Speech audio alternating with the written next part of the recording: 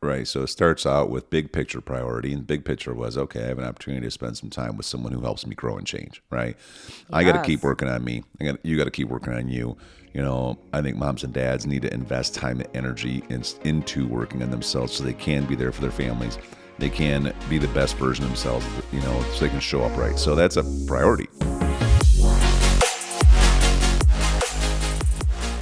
Hello, everyone. We are Greg and Jacquie Francis, and welcome to High Performance Parenting, where our passionate goal is to encourage you to raise champion children in a crazy world. Every week, we will bring you multiple episodes from our extensive experience of raising our six happy, healthy, successful, godly kids who are confidently equipped to win big in life. We deeply believe that any parent who is provided with the right knowledge and continual support can raise amazing kids. And when they do, all of our futures get better. If raising up future generations of absolute champions matters to you as much as it does to us, here's how you can contribute. Like and share this podcast with everyone you know. And together, let's embrace this journey of raising champion kids in a crazy world. Hey guys, welcome back. Excited to be chatting with you today. I'm in the studio with my awesome husband, and he's getting over a little cold, so his voice is a little deeper than normal. I think it's kind of radio-ish. Is that babe. right? Yeah, it's deeper than normal. Okay. Got it. Doesn't sound deeper to me. I like it. Sounds a little phlegmy, but other than that, That's kind of gross. Yeah, that's disgusting, actually. I'm just glad you're in here with me, though.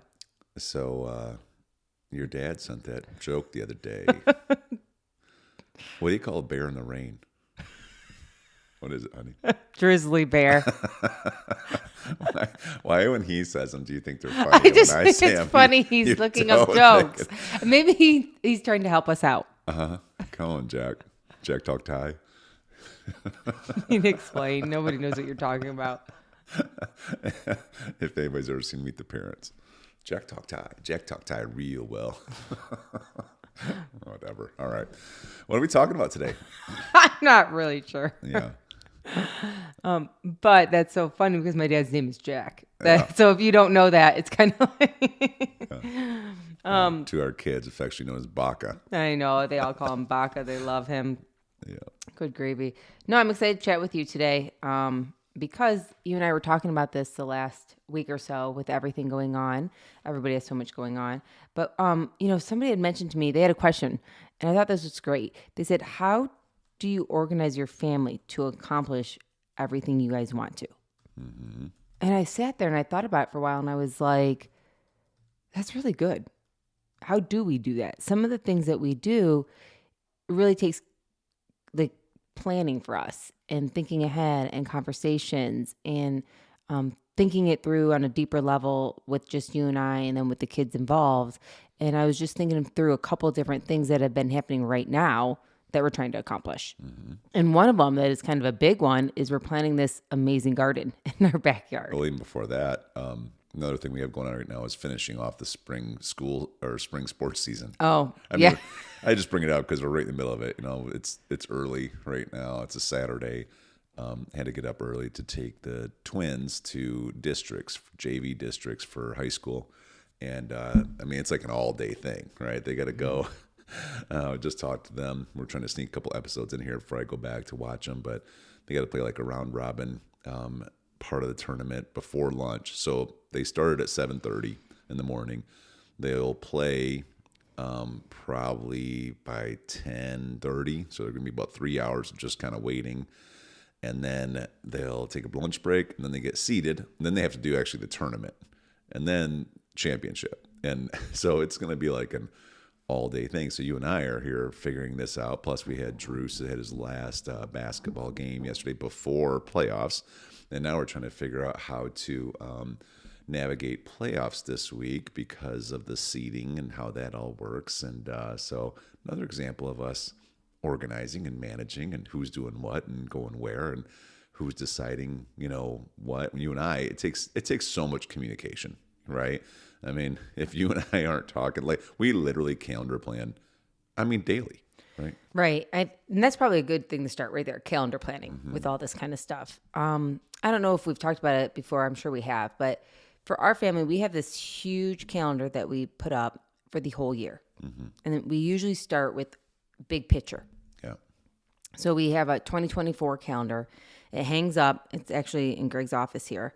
And we kind of map out all the things that are very, very important that we can't move the dates of. And that means like the sports schedule for our kids. Like there's a season for each sports. You can't exactly move when tryouts are. Yep. And so we block that off so that we are here and available for that.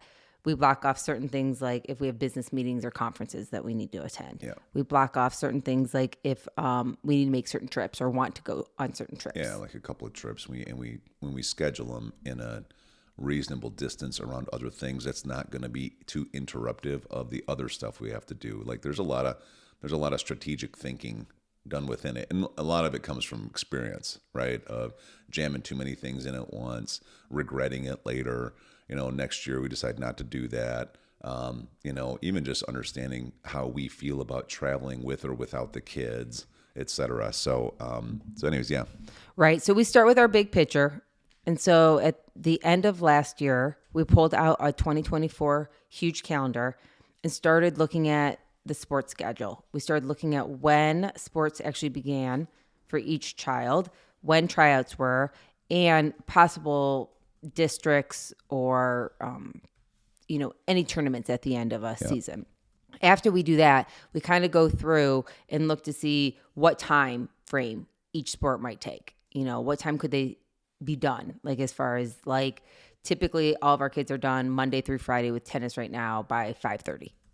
Let's say. Okay, then that would fit in our schedule because in the evening, maybe we had other things during those weeks that we would need to accomplish. But if not, we kind of sit back and say, are we really able to put them in this right now? Right. Does this even make sense for us? I mean, currently our son is in 3 different sports right now. Yeah. Because 1 wasn't enough. 2 wasn't enough. He's in 3 at this point. But if it really didn't work out in our big calendar, we wouldn't have put him in 3 sports. Right. And so that's what we do first. We kind of narrow it down and look at the big picture. We put the things in that we cannot move, like I said, business conferences or commitments that we've made, or even a trip that we really want to go on with either my parents or something like that. Then we break it down month to month and give ourselves the space to discuss what that looks like. And not that it's perfect, but we really look and say, okay, if we sign them up for this month, we are dedicating ourselves for the next however many weeks. Normally it's like an 8-week time frame for each sport, it seems like, where either you or I are 100% committed to get the kids to those practices. Yeah.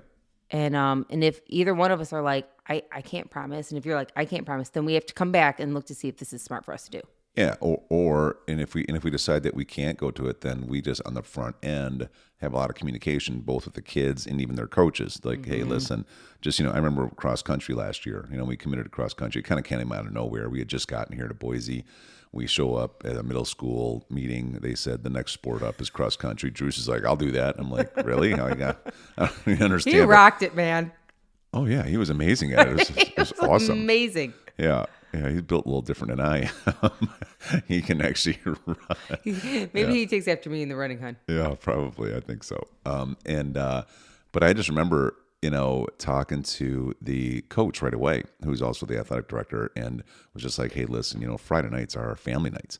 And so they had practice like 5 days a week or meets. And he just said, is it going to be okay if Drew doesn't come in on Friday? Drew and Chrissy and Ellie don't come in on Fridays.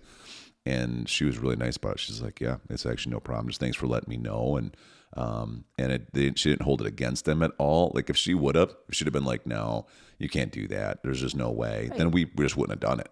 Right. And we would have appreciated her telling us that. Because if that's the standard that they're holding, right, that's okay. Right. But the point is to actually have the conversation beforehand instead of not having enough self-image to have the conversation, which, I could see people doing. They're like, well, we'll just put them in it and hopefully nobody gets mad. And it's like, no, just have the conversation, and because of that, I think we really earned her respect. Like our family's very respected by them because we're always communicating. We over communicate versus under. And I think they really like that. Right. And another example for us, even in tennis, was one of the priorities for us is obviously having our kids trained up so they can play at a high level in high school. Middle school for us is an awesome opportunity to learn and grow and change. Yeah, it's fun, but it's prep. It's prep for high school. Yeah. So our twins are freshmen in high school playing sports there, I should say. With that, though, the priority is, for instance, Greg was out of town for a couple days, I don't know, a week or two ago, and there were literally 3 different sports going on that I needed to take care of. Yeah. Like tennis for our youngers, tennis for our bigs, and I think it was football or basketball. I can't remember. It was both. Oh, yeah, and dance. It was, yeah. So was that 5 things? Yes. Mm-hmm. I'm happy at the end of the night I have all of our kids back home. That was your goal. And they're our kids. I didn't pick up anybody else's. You know what I mean? All right. But, I sat down with you because you were like, I have this opportunity to go away for a couple of days with our pastor and speak and really grow and change and help some people. Are you able to take this on? And I was like, I hope so. This is a great opportunity. Let's figure this out. Thankful for some great friends that were helping us also by helping drive Drew to ground because he plays sports with their child. But, it was like, let's sit down and let's talk about the priority here. If you can't make it to this would be first priority. If you can't get kids over to this is first priority over here. And because we explained that even to the coach, hey, my dad's out of town, my mom's running us around, just so you know, this is kind of the game plan. I might not be able to make it to this tennis tournament because I have to make it to the high school tournament with my siblings for my mom to drive us around. Right. So it starts out with big picture priority. And big picture was, okay, I have an opportunity to spend some time with someone who helps me grow and change. Right. Yes. I got to keep working on me. You got to keep working on you. I think moms and dads need to invest time and energy into working on themselves so they can be there for their families. They can be the best version of themselves, so they can show up right. So that's a priority. It's actually more important in sports in our household, right? And so that's the first thing. So was I going to go? Yeah. It wasn't really that I wasn't going to go. Obviously, you and I talk it through, but, you and I, we know this is our values. So the second thing was like, okay, well then of all the sports we have, well, which ones are the most important? And I know that's what you're getting at. And so, for instance, with the idea that the high school sports are probably the most important, then we actually leverage that thought process into thinking, okay, we're going to prioritize the twins tennis. After that, then what's left? And then it was going to be, okay, if we don't have somebody to help with Drews when you have to be at the twins tennis, then Drews just isn't playing that night. He's just not going to be part of that football game or basketball game or whatever else he has going on. Same thing with the middle schoolers. And so, when you start having a philosophy about how you're going to be able to make these kind of decisions, then you can make them. You can. So, and there's less argument because we kind of have talked about this when we thought about it before the season ever started. Yeah. If there's an opportunity ever for us to go or need to go do something, then this is our priority. Yeah. So you and I weren't arguing about it, right, and our kids were arguing about it. Correct, because you're like you said, we've discussed this all in advance during our team meetings, right? Not just between you and I. We start with you and I always, but then the kids have the expectation as well, so they're not disappointed. They're not. In fact, what's neat about it is the kids literally come to us. If this doesn't work out today, we understand. I can send an email to the coach and let him know. They're on board with it because they know their time will come too. I think that's the key to the whole thing is as we are working through prioritizing what we need to accomplish, that each kid understands their time will come. Just because right now we're running around first priority for the high school kids doesn't mean when you get to high school, you won't get that opportunity. You will get that opportunity. Right. It's just that right now there's only so many of us being able to shuffle everything going on. We have to be encouraging of what we can accomplish and what we can do versus getting upset about it. Yeah. And when the kids feel that way, I think they're thankful. I don't know how many times the kids have said, thanks for taking us. Thank you. Hey, mom and dad, if it doesn't work out for me to go, I'll send an email. Let's all go support so-and-so. Let's all go and do this. And because of that, all the kids are more excited when they actually are at the sporting event. Yeah, it's true. And I think, just the philosophy in our household too is that, when you start talking about priorities and whether it's personal growth or business stuff or the things we do that are purposeful that serve other people in our lives, and then sports come after that. What's interesting is, we don't become the people that are trying to relive our certain season that we might have missed through our kids through sports. We made that decision a while ago too, which was a really big conversation because, I grew up playing sports and, you did it some as well too, but it really became a major part of my life. It's kind of how I escaped a lot of the dysfunctionality in my household. But in our household, it's different. It's not really like that. We do a lot more bigger picture things here. And so the kids also know that, yep, we're excited about you guys being champions and everything that you do. But really, how much of a winner you want to be in any sports can be based on how hard you want to work. You're not going to get us to try to push you to do what you should do for yourself. And if you just want to just have fun, then we're on board with that. Like, we support you at the level you want to play, right? That's so good. Actually, let's talk about it in the next one because that thought process is really good. Right on. Hey everyone, thanks for listening and thanks for your love and support. We hope that today's episode added tremendous value to you and your family.